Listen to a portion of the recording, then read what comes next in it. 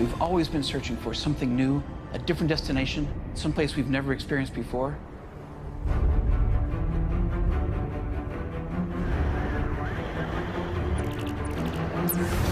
This time will be remembered by future ages because this is when we first set sail for other worlds.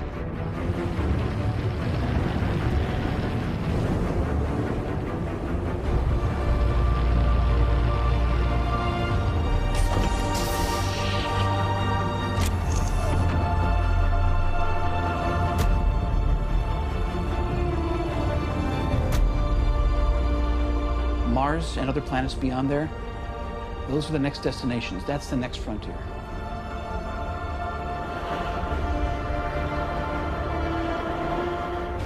Are we living at the end of history, or are we living at the beginning of history?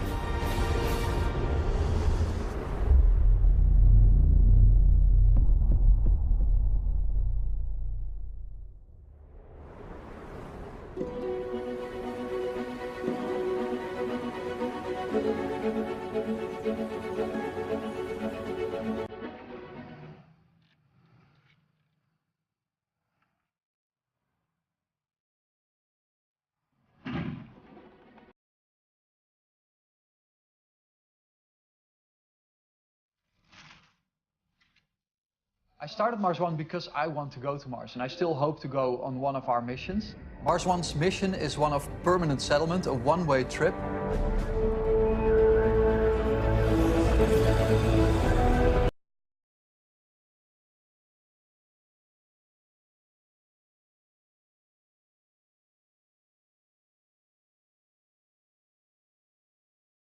Our first mission is a robotic mission to Mars in 2020. It's going to be based on the NASA Phoenix mission, so we'll use the same platform and we'll install our own instruments on it. Then we have a rover mission going in 2022, all the hardware going to Mars in 2024, preparing the human settlement before the humans fly to Mars. 2 life support units, 2 living units, 2 rovers and a supply unit. And then finally in 2026, the first crew will be launched from Earth, flying to Mars in 7 months and landing on Mars in 2027.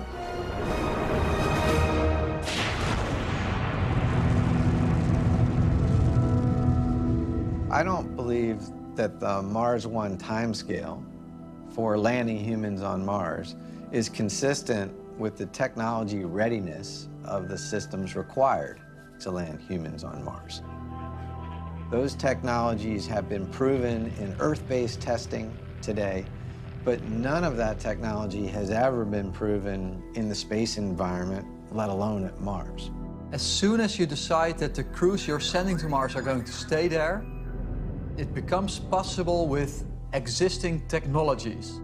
To get humans to Mars, you've got to solve the problem of how do you land them, take them all the way from orbit, through the atmosphere, and down to the surface again. When the Curiosity rover landed, it was the result of thousands of people working for many years, billions of dollars spent. And just think of how that puts in perspective what we're talking about for human exploration.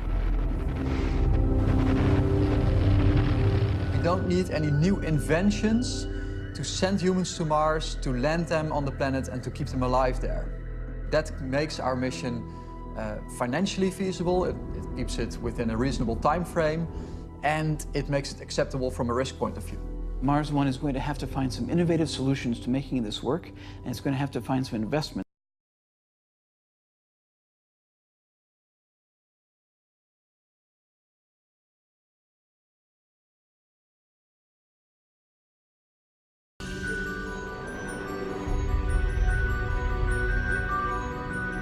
The reason why we came into the game is because there was basically nothing going on sending humans to Mars.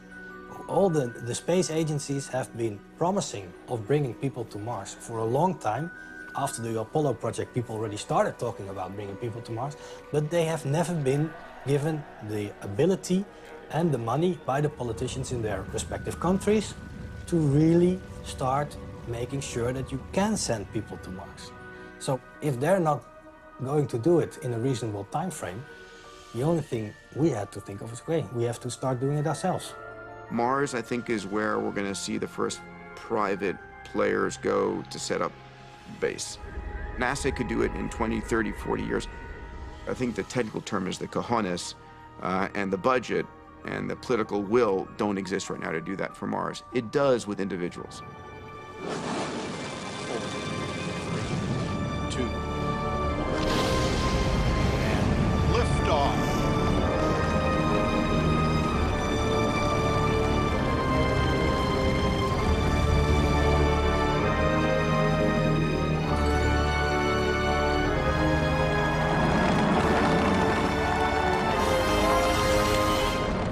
The most exciting stuff is coming out of private industry. It's coming out of private capital and private financing. It's only when you've got someone who's willing to risk their own capital, their own reputation, and do it in their own vision that we get leaps forward. Elon's publicly stated his intention within the next 12 to 15 years to take people privately to Mars. I think that, if I would not bet against him, Elon is, fully focused on Mars. I'd hoped to find out that all of us interested in traveling to Mars could collaborate. It'd be great to see Elon Musk and Mars One and NASA collaborating to bring about this goal, which is important not just for an individual, but for humanity, in fact.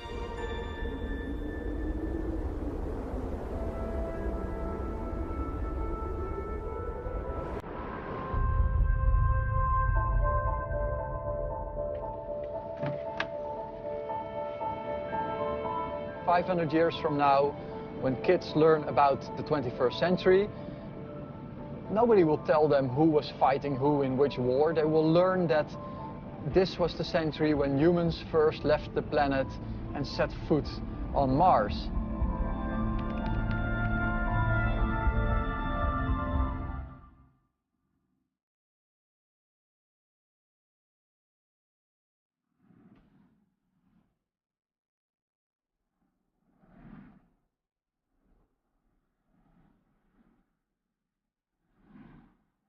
A very important part of going to Mars is preparing the crew.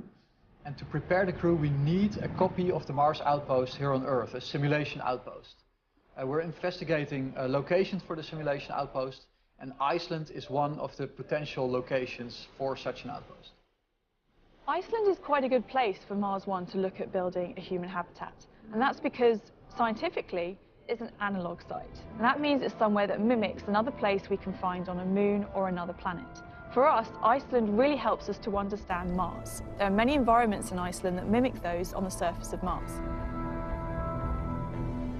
This is the most Martian thing we've seen so far. It's not something we can use for the outpost because it's much too rough, and we wouldn't land our crew on Mars in a place like this. But it's by far the most Martian that we've seen on Iceland. You're right, you wouldn't land in an area like this. It would be way too dangerous, too risky for mission failure.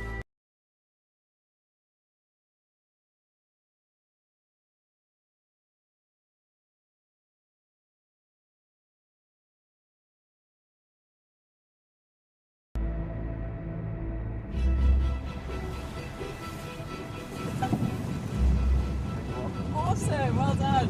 Oh, we're not there yet. Yes!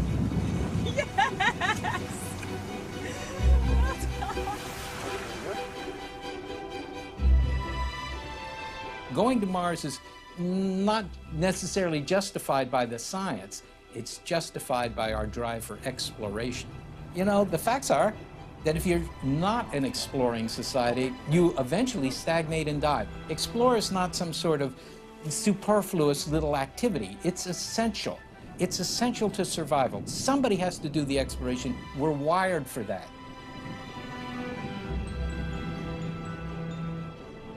I believe that the long-term future of the human race must be in space. It will be difficult enough to avoid disaster on planet Earth in the next 100 years, let alone the next 1,000 or million. The human race shouldn't have all its eggs in one basket, or on one planet.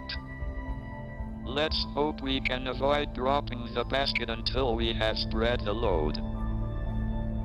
I'm a science fiction fan, right? And so the idea of colonizing Mars is very attractive if you think in science fiction terms. But to be honest with you, I think that we already have perhaps a better opportunity to colonize space in, orbiting spacecraft as opposed to trying to put something on the surface of an unfriendly planet. It looks very good. There might be places where there's less water.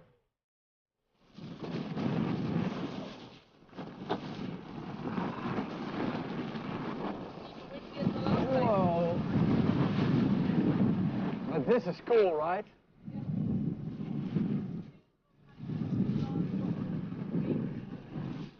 No, it's very Mars-like. I like that. I mean, it's so violent with the wind and the dust storm in the back. That makes it all really dangerous and real and exciting. I like this. We want to train them for the most violent conditions, the most dangerous and difficult conditions on Mars.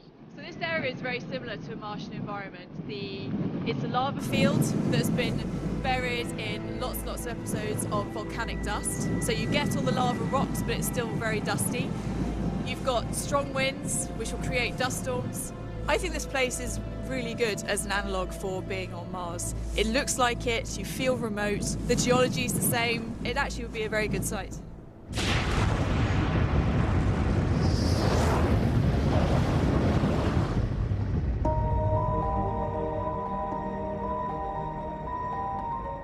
Well, Mars One has this idea of sending one-way mission to Mars, and it's an interesting proposition. The real question, though, is what would be the significance of doing that? Well, I understand the argument of getting somebody to land on Mars seems like a big deal, and so what if they don't make it back? I think John Kennedy had it right when he said that the idea was to put a man on the moon and get him back safely to Earth. I'm still very much in favor of bringing people back.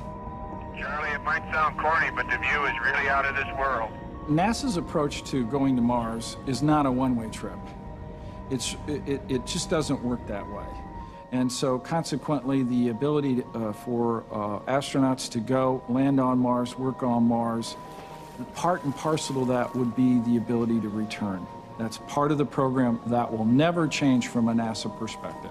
NASA has been saying that humans will go to Mars in 20 years for 45 years now. And this is really caused by the fact that they need to bring the people from Mars back to Earth, which practically is almost impossible. NASA's approach, which gets us to Mars in the 2030s, is suitably risk-averse. They are conservatively developing technologies that will get us there safely, and that's the right answer, certainly for NASA. Then there are those that say, let's just take the risk. Mars One, or others that have those kinds of plans, believe that we can send humans to Mars within the decade. I think of neither of those two camps as being right. I think of them as kind of bookending the problem, if you will. And all human Mars solutions are somewhere in between. We have ignition sequence start. Engines on 5, 4, 3, 2, all engines running. Launch commit, liftoff. We have liftoff, 49 minutes past the hour. Our budget is only $6 billion. I could never figure out was how do you finance the mission? When I found that the Olympic game revenue is about the same as the cost of our Mars mission, then I thought, oh wow, this might be the way to finance it. So we will make this into an event where the whole world can participate. It will be the biggest moment in the history of our species, and everybody will be watching it. I think it's doubtful a reality TV show could raise $6 billion to do the first mission. I think that is preposterous, but that's not enough. If you're doing the one-way mission, your responsibility is to be able to sustain a colony for decades into the future. And that certainly cannot be guaranteed with a reality TV show. This is something that people will watch for 50 years to come, because it is real exploration, and that is a very important part of our business model. The key thing for this happening is that there needs to be enough money. Very simple. No money means no mission. I think Mars One's a real long shot, but they're posing a very valuable question, which is, this is doable. Why aren't you doing it? NASA, why don't you do this? Bill Gates, why don't you do this? Okay, you have the means. You have the means to do something truly grand. So why not do it? When you talk to all the experts in the space field and you will ask them privately, they will all say this to you. They will all tell you, okay, the basic technology is there, we might need to develop the systems, but if there is enough money to do this, we can do this.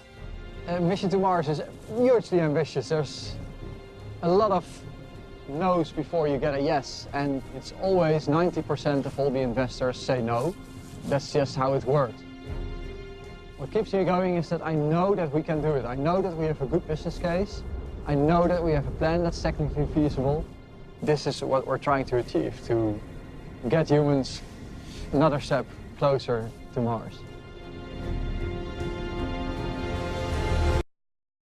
We opened up our selection process in 2013. We had more than 200,000 applications. But these people, it's their dream. Their life will start when they land on Mars.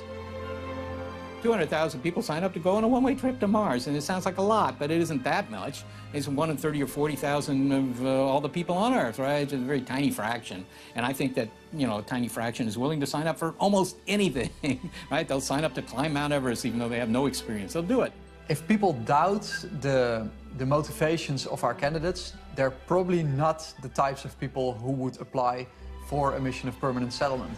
If this is something that you aspire, then you don't care how you have to apply. You just take every opportunity that you have. And suddenly there's this Dutch company that says they're going to Mars. This might be a way for me to make my dream come true.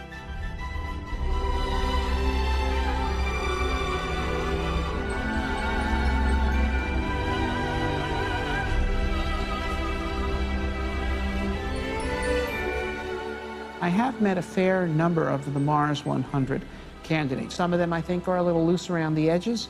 Others of them I think are very high quality people. I think that within the Mars 100 there absolutely are 20 people that would be entirely qualified to be selected for the NASA astronaut corps, for example. My life well on Mars.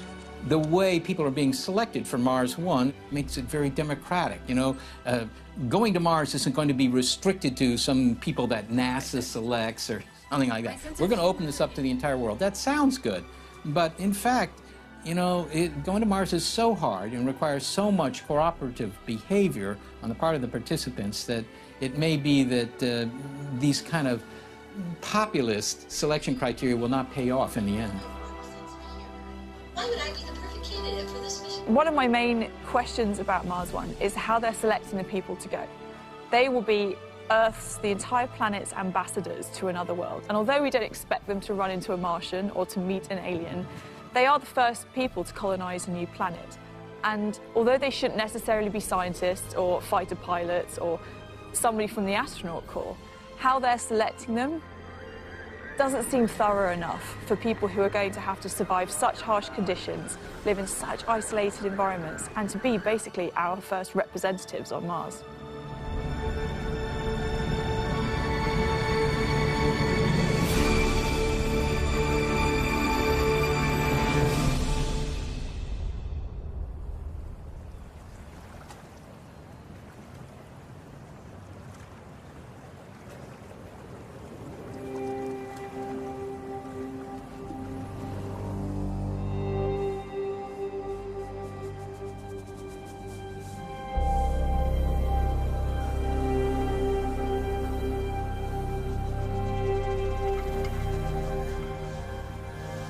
It's fundamentally my dream to explore.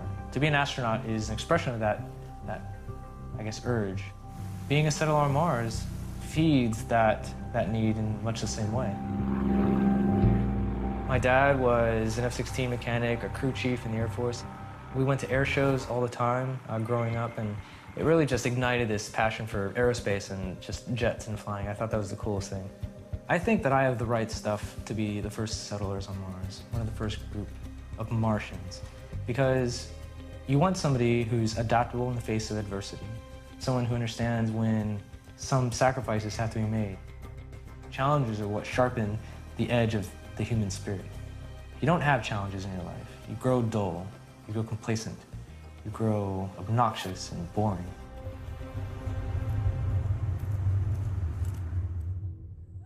Hi-ho, it's off to Mars we go. Bum-bum-bum-bum. This is yours. So you do the bass part. All right. Hi-ho, it's off to Mars we go. Actually, we're just camping today, guys. Don't get too excited.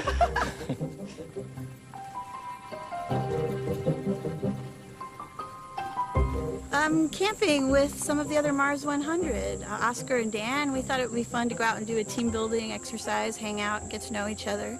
You know, set up the tent and cook a meal and, you know, just talk about how this whole team building works and see how it goes. Let's just pop it a couple times.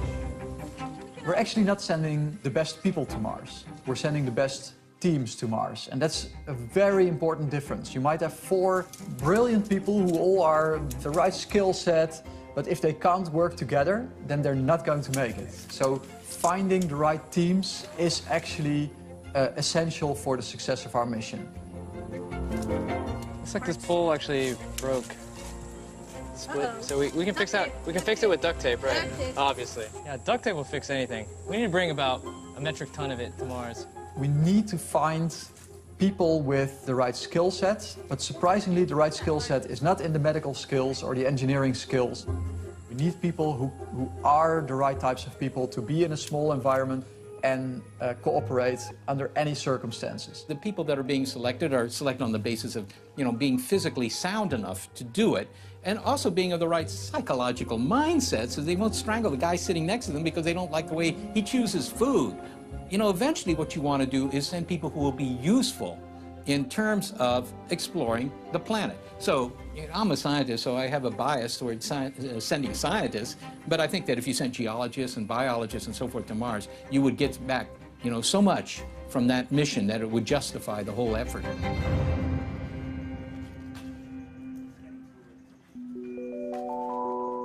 I'm an emergency medicine physician. I basically fix people who are broken. No matter what it is, you come through the door, we take care of you. Deep breath. And I can't imagine a permanent colony on Mars without a doctor. My husband, Ron, is the one who suggested I should apply for Mars One and go to Mars one way. I saw a story about Mars One, about people who are planning to go to Mars. And I read it and I thought, yeah, I can't do that. And then I read it and thought, but Layla would. So I sent her an email saying, I don't want you to go. However, I feel like a terrible husband if I didn't at least tell you about it. I certainly understand that other people would think it's odd that my husband would suggest to me that I might want to apply for a program to go to Mars and never come back. Ta-da! You want your partner to have everything in the world, everything they want. You want them to have every dream, everything that they want to achieve. You want to help them do it. I knew who I married. I knew who I've been living with for 23 years. This isn't some sort of surprise. Oh, look, she values this. That's ridiculous. I know exactly what she values. She wants to go to Mars. It's not the end. The end is space. The end is a multi-planet species. I believe that fully.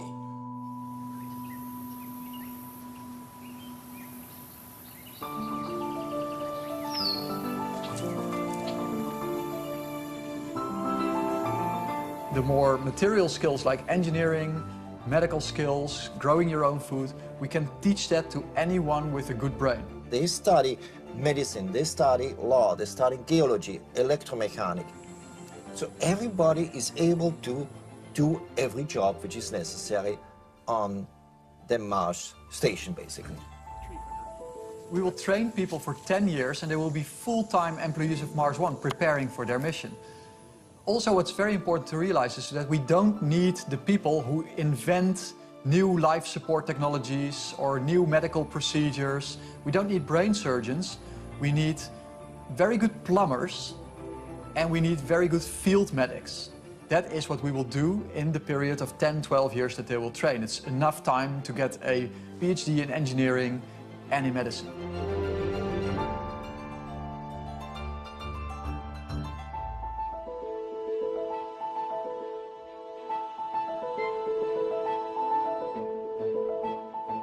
Choosing your people to go to Mars for Mars 1 is about, at least in my opinion, is about having people that are entertaining and interesting.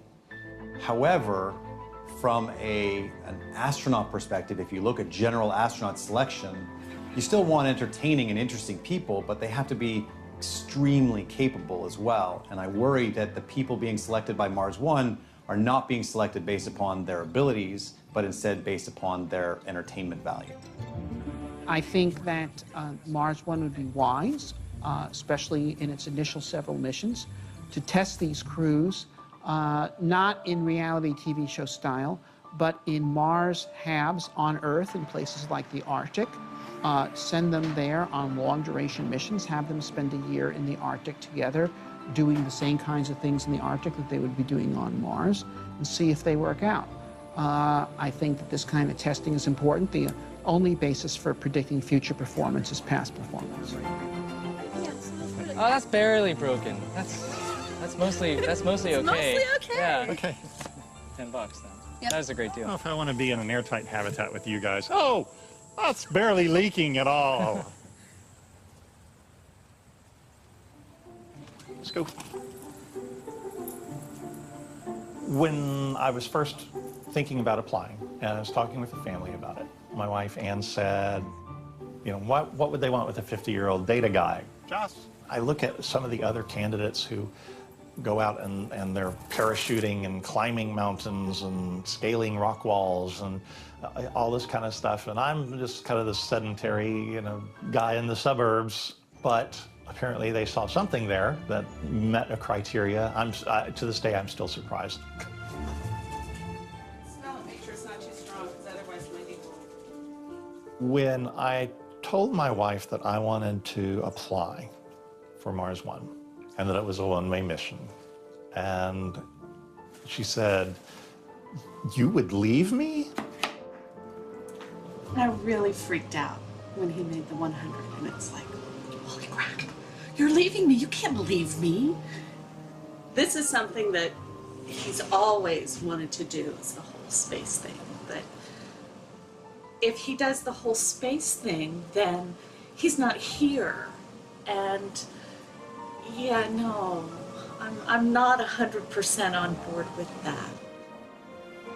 Over time, I think she's made peace with the idea, more or less. She's just pinning her hopes on the possibility that Mars 1 doesn't get any money. When you first land on Mars, I want to go charging out of the capsule and go, Deja Taurus, we are here. I have a daughter and a son. They're both in their 20s. With kids, you're always thinking, you know, okay, eventually they're going to move away. Maybe not far away, but they'll be out. You are always kind of preparing yourself for this bit of distancing that is almost certainly going to happen at some point. In this case, the distance just happens to be astronomical. No we will scotch. have chocolate. No scotch. I can do without the scotch, but the chocolate is non-negotiable. No, you're going to be eating dirt.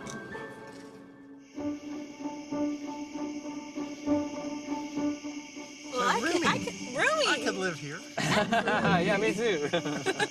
You know, plenty of space, lots of room to stretch out. Yeah, lots of room to stretch out.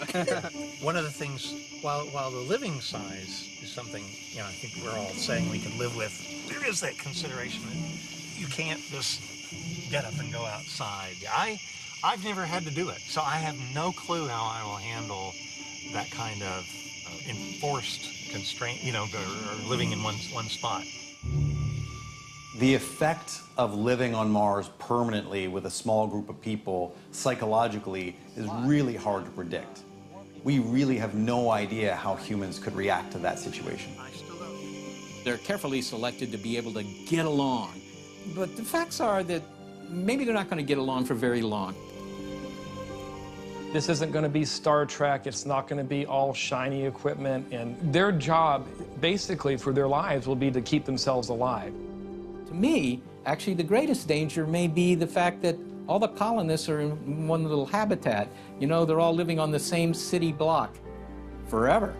And all you have to do is look at you know, ships of the 1600s sailing across the Pacific. The crews went nuts. They began to hate one another. They would throw the captain overboard. I would love for groups like Mars One to be successful, but in order to be successful, they also have to be realistic. And I think right now the biggest problem is that we're not ready yet. It is going to be very challenging, but humans are adaptable. Humans accept new situations very quickly, and they move forward within the new set of boundaries of their condition.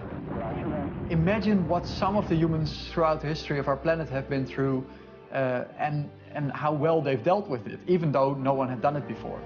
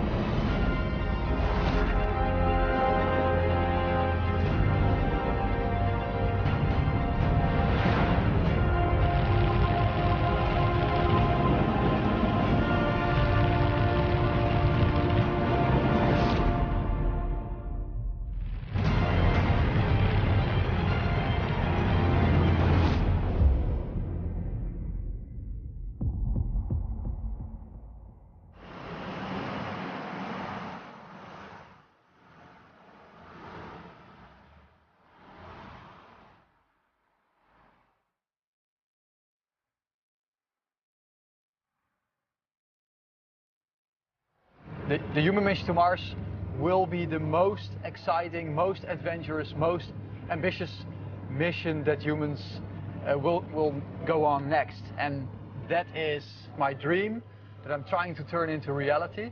And it's basically who I am. I'm in DC to talk about Mars One at the Mars Society Convention. The overall project of getting humans to Mars is almost impossible to oversee, but if you take it one step at a time, one conference at a time, one meeting at a time, one supplier at a time, one investor at a time, then it's actually something that can be achieved. I'm convinced of that.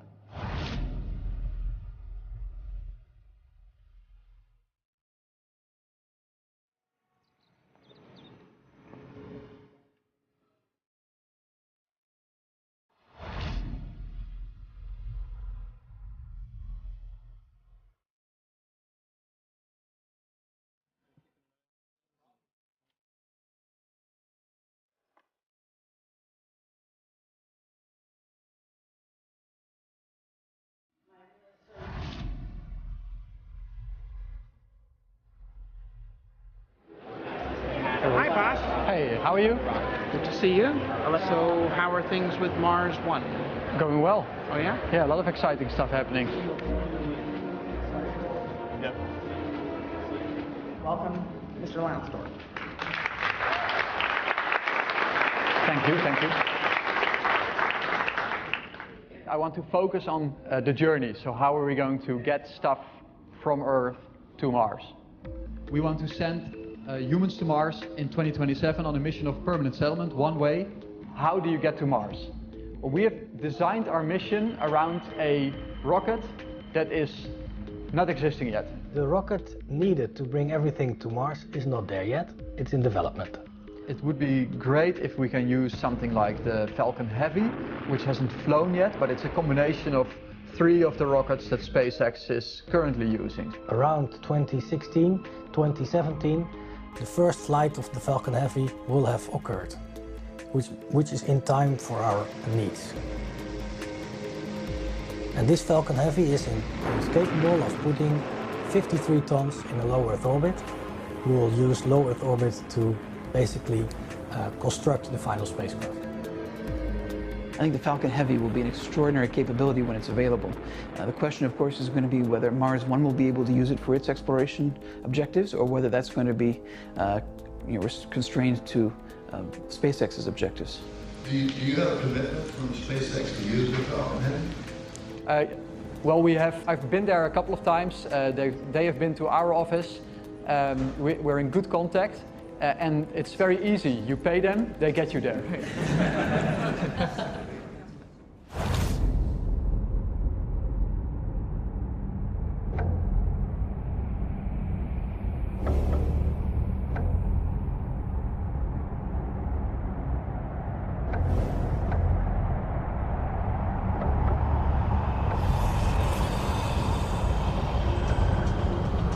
Our plan is to assemble a small, cozy little space station in low Earth orbit, consisting of one of our landing modules and a small transit habitat, a small space station.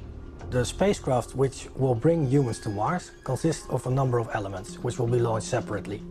One element is the habitational volume, and the second element is the propulsion stage, which will bring the whole stuff towards Mars. And then the final is the capsule, which will bring people up into the spacecraft, and then later will bring people down on the surface of Mars. For our Earth crew to flourish on Mars, they're going to need a lot of stuff. That ship is going to be quite large, and so we have to launch and assemble that ship probably in orbit around the Earth, much like we've already built the International Space Station.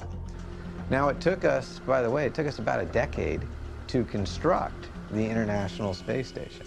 It could take us up to a decade to assemble that ship in low Earth orbit to get it ready to go on this journey. With the funding that appears to be available, I don't see that advancing on a time scale put forward by Mars 1.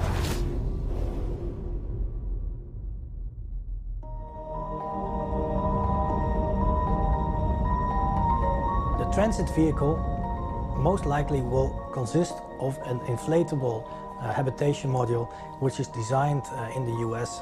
One of the companies doing it is Bigelow Aerospace. Now, the good thing about this inflatable structure is that you can have a larger transit vehicle than what you would normally have. With an inflatable, you can enlarge the diameter so you create more space, and it becomes easier for people to live in. They're testing these inflatable structures at the moment as we speak. They have already 2 in orbit to scale models, and they still work perfectly fine. And another one will be attached to the International Space Station late this year, maybe beginning of next year. The transit habitat itself has no means to go further into space, so we will add a propulsion stage and we will dock that to the transit habitat. Then, at the right moment, we will launch both elements together using the propulsion stage to Mars. Mars 1 has talked about using most of the entrepreneurial companies' systems. It's important to realize that while these systems are being worked on, and I think that within the next decade these systems will be available, very few of the systems that Mars 1 is talking about are available today. You can't just go buy a Bigelow inflatable habitat for a Mars transit. Columbia Houston, negative return. Roger, negative return. On the way to Mars, the astronauts are exposed to galactic cosmic rays, radiation of all other forms, with the result that they can have an increased risk of dying due to cancer years in the future. So we've got to come up with a way to mitigate that risk. There are ways to do it, but they take some time to develop. I'm actually of the opinion that radiation is not one of the big problems for humans going to Mars. And it's a very acceptable level of radiation. It will give them about a 1.5% additional chance of developing a tumor during their lifetime. And that's not great, but it's a lot less than, for example, smoking. And we still allow people to smoke. Space radiation is different than Earth radiation. We have a very good understanding of how Earth radiation affects humans. However, given that space radiation is larger, heavier, more energy-packed particles. We don't understand the radiobiology. We don't understand the effect of space radiation on biological tissue. But it's very predictable. I mean, we know how much radiation there is. The Curiosity rover has actually measured it in a lot of detail now, and we know exactly how much radiation our crew will get on the way to Mars. The Curiosity spacecraft and rover were very helpful in terms of trying to determine what the actual space radiation exposure is en route to Mars. There was a detector on that spacecraft which measured the radiation on the way to Mars, and the good news is that the levels that it's detecting are lower than predicted. However, what it did not do is it didn't give us a good idea of all the different types of radiation that people could be exposed to, or how that radiation may affect biological tissue, because as we know, there was no biological tissue on board that spacecraft or rover. So you need to put two things into place. One is general protection of the spacecraft itself, which you could do by adding a water layer around it. So basically store water around the living area. And what you also should implement is a radiation shelter. So if there is a solar burst, a solar flare, you know that that one is coming. People can be warned in advance, and they can sit inside this radiation shelter for a couple of days and basically endure the storm. From a medical perspective, we are not ready to go into deep space at the moment. We have a lot of work to do to learn how to keep people alive and healthy in deep space, on long-distance space transportation. Mars One's plans are not feasible from a health perspective, at least in terms of timing. They can build us a rocket, they can build us a spacecraft right now that will take us to Mars, but can they ensure that the people inside that spacecraft are going to be alive when they get there?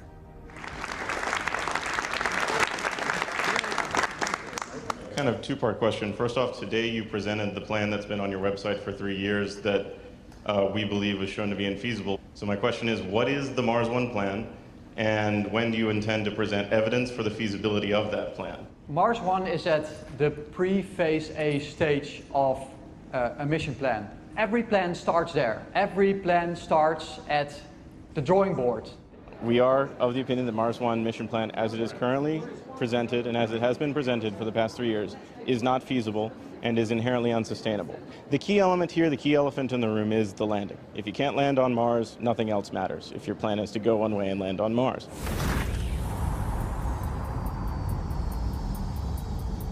Once we've reached Mars, the spacecraft will basically be separated into two elements. One is the lander, in which the people will be in, and the other one is basically the spacecraft which brought them to Mars, and that one will not land on Mars and will be discarded.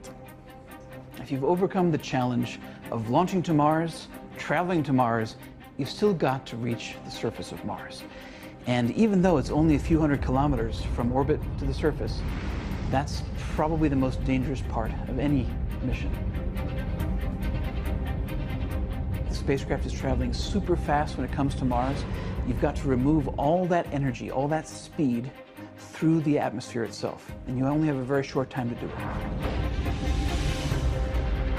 Mars has a thin atmosphere, just enough to heat up the spacecraft, but inconveniently, not enough to slow it down and make that landing effective. It's the worst of both worlds.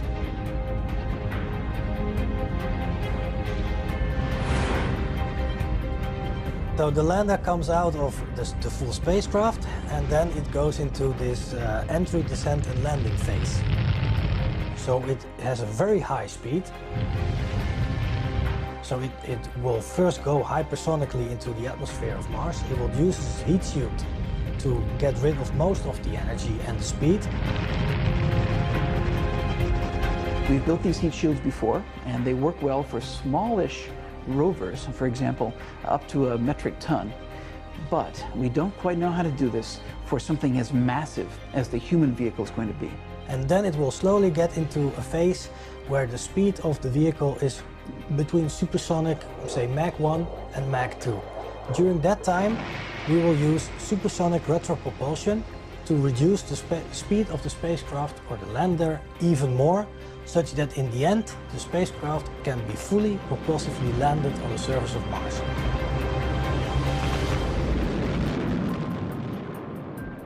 To land humans on Mars, we're going to need to employ propulsive descent at much higher velocities than we have previously. Those kinds of technologies have certainly been analyzed today.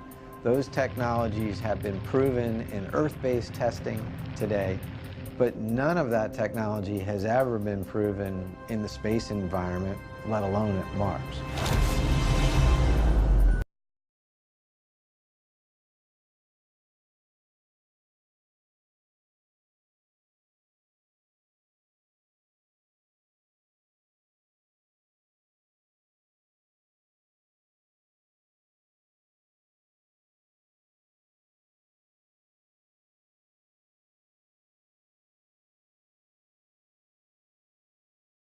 To land between 2.5 and 5 metric tons, so that's a step, but it's not unlike the steps that NASA has been taking before.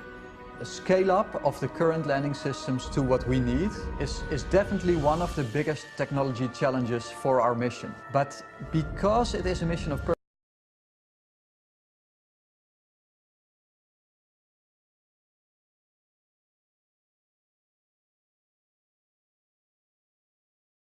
that's landed things on Mars, not crash landed.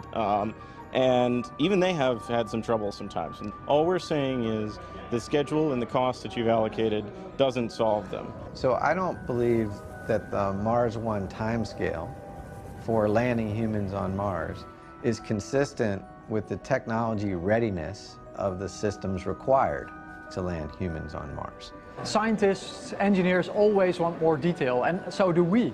But we can't make those details. We're not an aerospace company. We are the management bureau of our own project, and aerospace companies need to implement it, but we need to secure the financing to make that happen.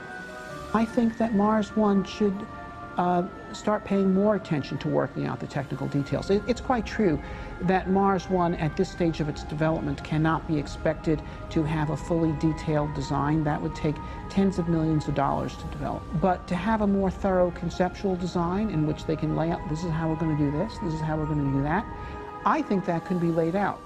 When we have the funding secured for our first mission, then NASA will be knocking on our door to be able to be part of that, but we're not there yet. You can't do a mission to Mars without receiving criticism. It's simply impossible, and what we do is learn from it and move on.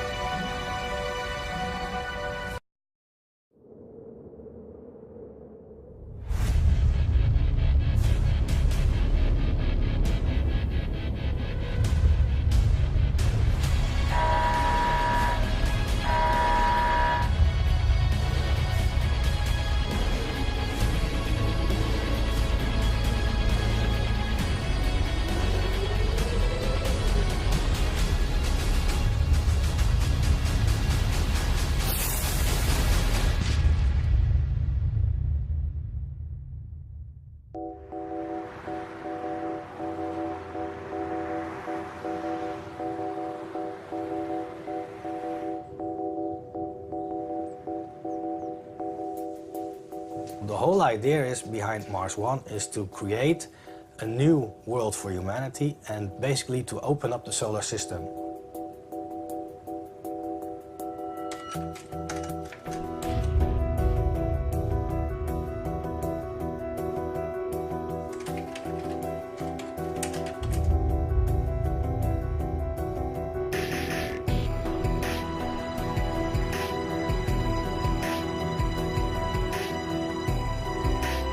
Living on Mars is one of the biggest survival challenges mankind can ever face.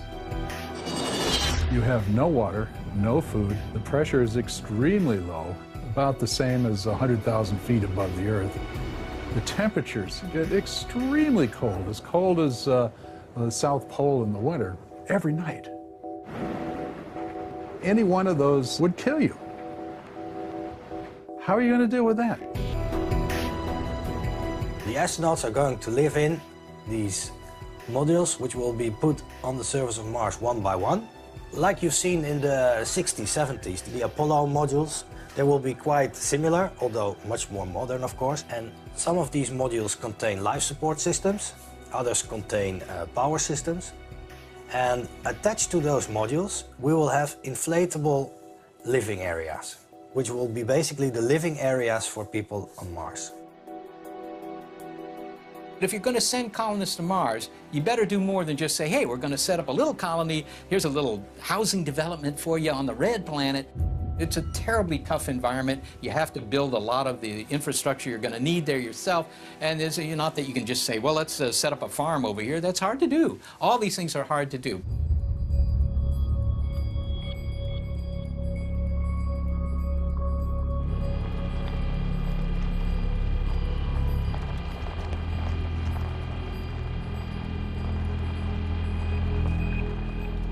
The first humans are going to land in 2027, but when they land, they will find a habitable outpost waiting for them. The unprotected human being on Mars, no suit, no special environment, you would not last probably more than 5 minutes. You know you're in for a tough life. You know that for a fact. This is no vacation in Hawaii.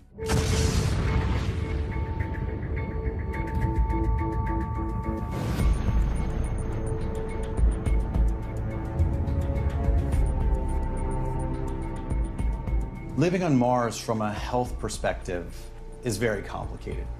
Mars does not have much of an atmosphere. The radiation protection on the surface of Mars is very low. Cosmic rays, solar flares, solar storms that come out. UV radiation, there's no ozone belt to protect you from that. This is a harsh, harsh environment.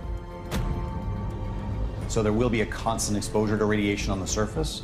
They're going to have a risk of cancer and mega cancer and die on Mars.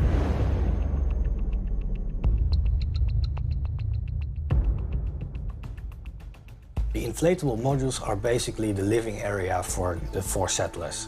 To ensure that the people are safe from radiation, all those inflatable modules will be covered by regolith, which is basically Martian dirt. Burying your habitat would be very technically challenging and would require a lot of development and testing. Now remember, we don't have a crane. We don't have a bulldozer. We don't have the big construction devices that we have to move things around on Mars like we do on Earth. So if you were to go to Mars and try to do that from the get-go and it didn't work, you would be in serious trouble.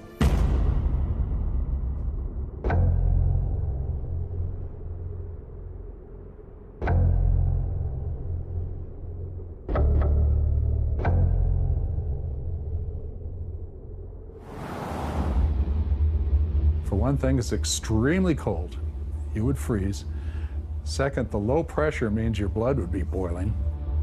And even if you could stand the pressure, there's no oxygen in the atmosphere. If the life support system goes down, they have a very limited amount of time to recover. You're not going to last long without oxygen.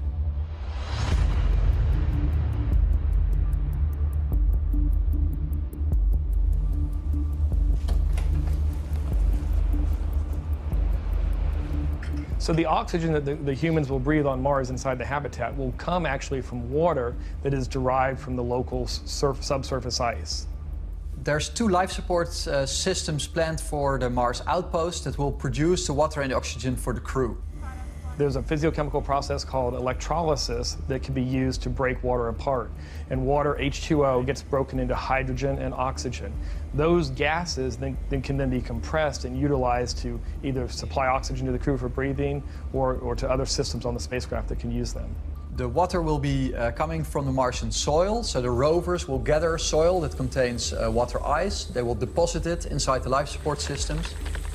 In order to put people on Mars in a permanent fashion, ethically, Mars One has to be able to build a system that's safe enough and create this permanent infrastructure. This is no mean feat. Keeping a crew, even a crew of 4 or 6 people, safe for multiple years is a serious engineering challenge. Astronauts need to breathe on Mars, so they've got to produce oxygen somehow. Getting that right is essential to making this all successful.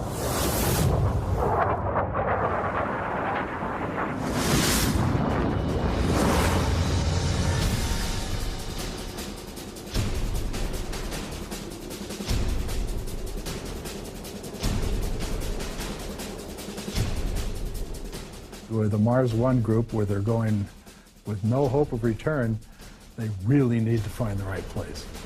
They have to find water right away. If you don't find the right location, you can be in serious trouble.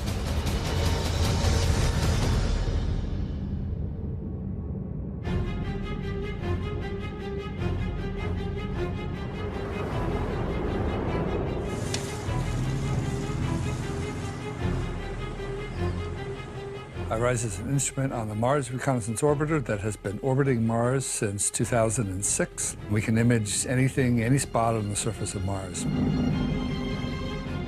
It's the most powerful camera ever sent to another planet, so we can get images on the surface of Mars at the scale of 25 to 30 centimeters, about a foot, you know, very small scale features, like a spy camera around Mars. It's just like with real estate, location, location, location. It's very important to be in the northern hemisphere because it has a milder winter and a milder summer. On the northern hemisphere, we need to be far enough south in order to have enough sunlight for our solar panels. At the same time, we need to be far enough north to have access to enough water in the soil. You're more likely to find water close to the surface if you go further north. Here, so this must be 25 or so. No, this is about 40.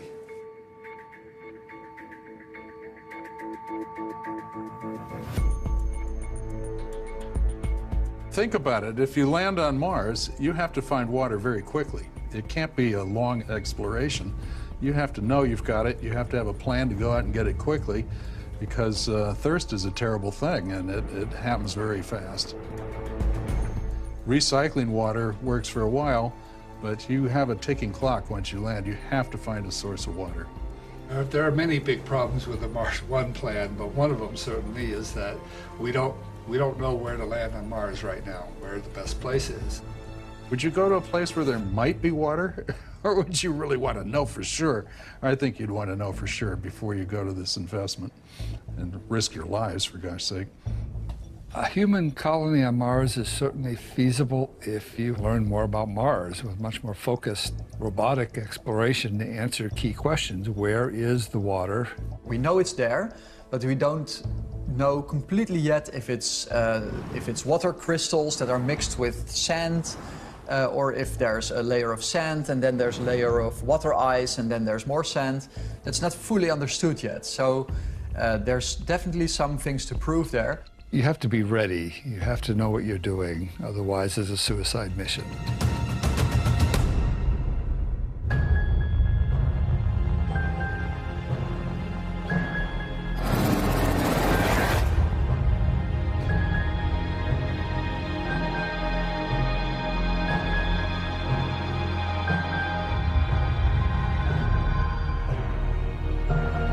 I don't believe we'll ever have a problem finding astronauts willing to go to Mars.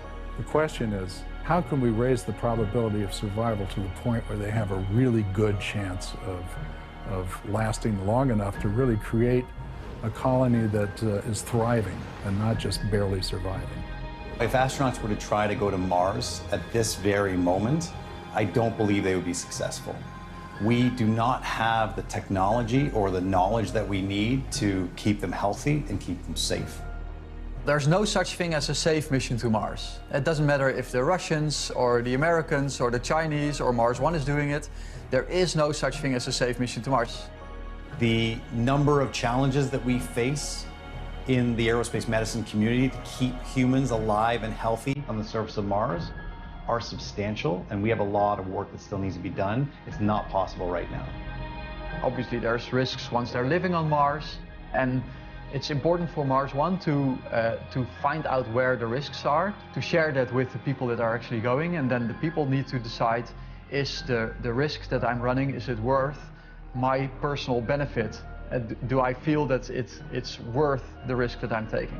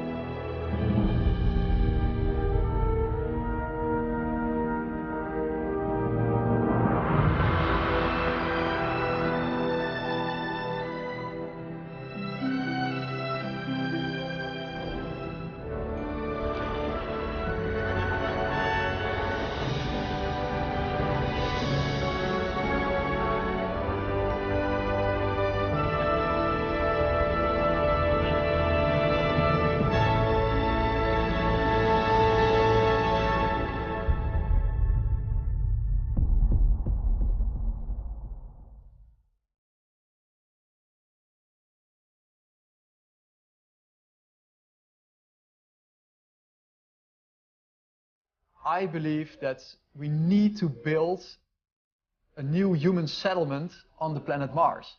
I'm not at all interested in a return mission. I'm not a fan of a one-way mission. It seems a little selfish. I think that people should have the freedom to come home if they want to. And I think, frankly, they would inspire many more if they were able to go to Mars and come home.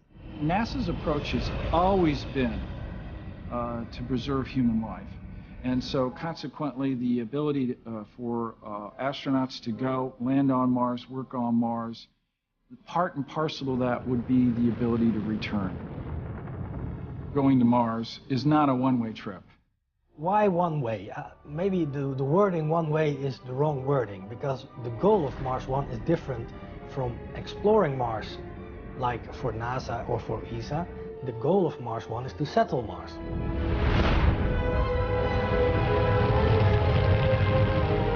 We don't go there primarily for the science. We go there to set up a new kind of world for humanity. I'm a scientist, and at heart, I would like these missions to produce scientific results that we can benefit from. I understand the excitement of we did it, but I think I would much rather have a mission that thought its way all the way through survival and return. In the settlement-like approach, we're forcing the settlers to actually be settlers. I want them to come back.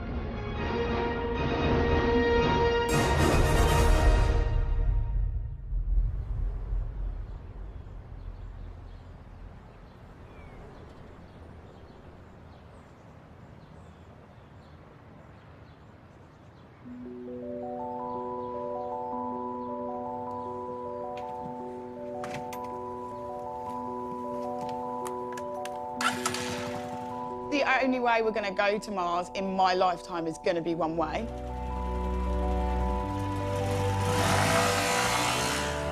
It's going to be super tough saying goodbye to Earth. Be giving up the sun on my face, the wind in my hair, my family, you know, my friends, the freedom to do whatever I want. If it was my last few days on Earth, I think the most important thing would be seeing the ones you love. I've got 2 young nieces and absolutely adore them to pieces, and I'd love to spend some time with them. Saying goodbye to my family for the last time absolutely break my heart. And I think the worst thing would be that I'll probably break theirs as well. It'll be tough. It'll be tough.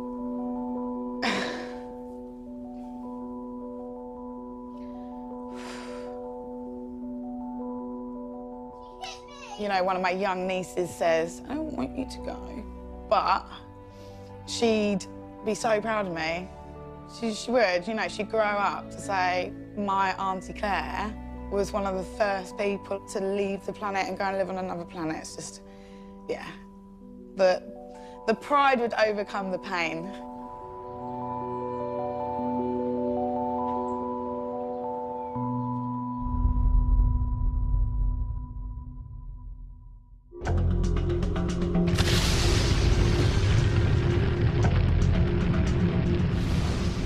Launching a rocket is not peanuts. And that means that launching a rocket from a different planet is even more complex. And then you have the additional complexity of having to dock inside Mars orbit with the spacecraft, bringing the people back. So all these elements will make it much more difficult. Lifting off from the surface of Mars with a number of astronauts will require a big rocket, that's certainly true. But it's nowhere near the size of rocket necessary to lift off the surface of the Earth. As long as you don't require the large components for a return rocket, then you're only using technology that has already been used for space applications. Taking off from Mars is a lot simpler than taking off from Earth. Remember, the gravity is less than half on the surface of Mars what it is on Earth. So it's actually quite a lot easier. We think we can invest in the technologies necessary to make this happen. A return mission, it's always going to be more risky, more expensive, it will have longer timelines. The one-way trip is the least expensive, but it's also riskier. You've got to come up with a way for these humans to survive on the surface permanently.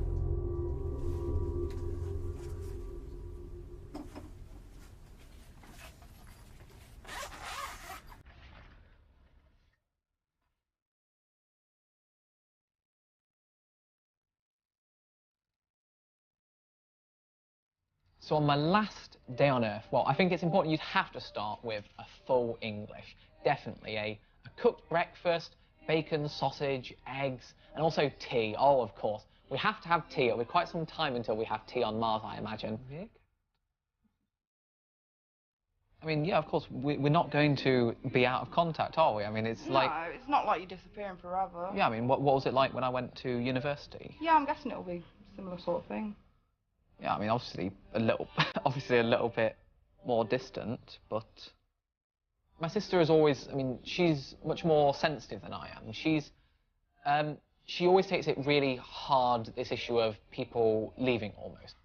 This on a personal basis is the hardest question for me, because I've always been there for her, I've always been there to support her. My dad left us when I would have maybe been about 2 years old, and then my sister had only been born quite recently. Ronti, I'm heading off now. I obviously find that really difficult, but I always put that aside and focus on how do I support my sister in getting through it.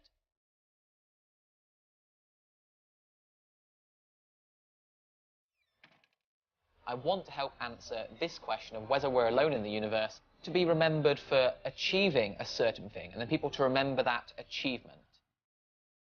I could go to Mars and directly look for the first evidence of life there. This is the one question that's driven everything that I've been doing. So long as I know at the end of the day that my actions in life has done something that has made a difference and that the world is a better place for my actions, then I'm satisfied with that.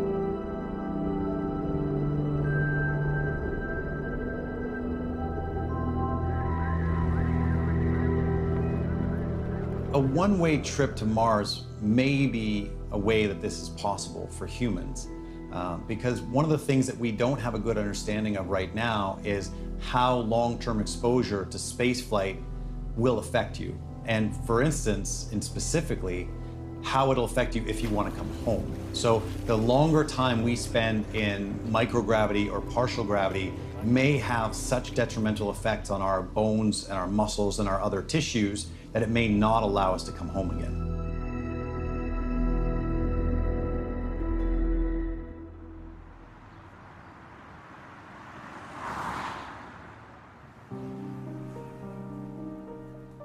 I would feel extremely sad that I won't see the Earth again, because there's so much brilliant stuff here. The things I will do on Earth before I leave will be the little things. So things that people do every day, which will be near impossible on Mars, are the things I will do. I love swimming. I really love being in the water. I'm not going to win any medals, but it just gives me joy. There is no water on Mars to swim in. We thought we can move to Mars, essentially. That was the thought at the time. We can just sort of up sticks here and move there. We got the news that I had been selected for round 2 and my boyfriend Casper had not.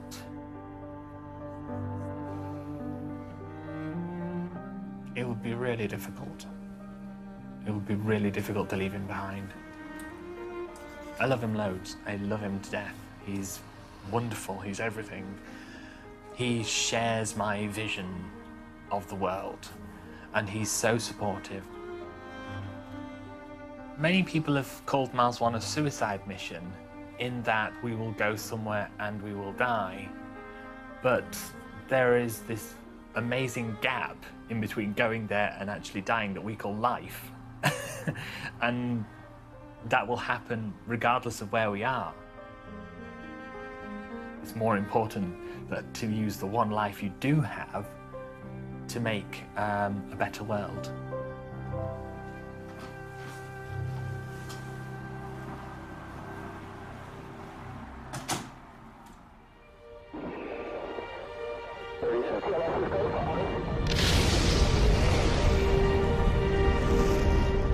We're accused of being unethical quite a lot because we're sending people to their deaths. That's what people are saying. But what we do is we give people the opportunity to do something which they want to do already for the beginning of their lives. The concept of informed consent, where people understand the risks and the benefits of what they want to do and they accept the risks, is a very important concept in spaceflight. And it's something that astronauts have to deal with at all times. They know and they will be informed of, in every step of our process, of all the risks associated. From a Mars One perspective, the participants theoretically understand that concept and understand the risks involved. The difficulty is that, in my opinion, in reality, they don't understand the risks involved. I believe that the risks are being downplayed because people are very excited about this and want to make it happen in the short term. We will never lie to them about any risk because they need to be informed as much as possible. And it's even in our own interest to ensure that they're extremely well informed because they are the ones who are going to make this mission a success or not. If they fail within the first year on the surface of Mars, we fail. There's not an ethical problem with sending people to Mars one way, provided that your organization and effort is geared to continue to support that.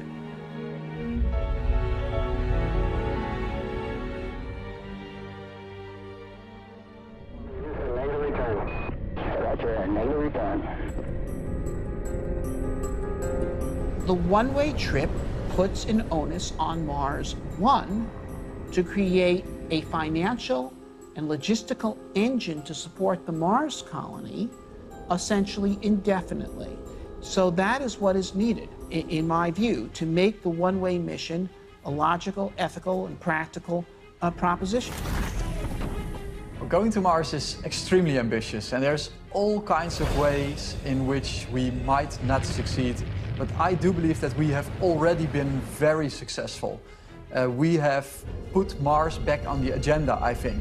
And it's my conviction that if humans ever go to Mars, it will be on a mission of permanent settlement. And I think that Mars One has contributed significantly in making permanent settlement acceptable.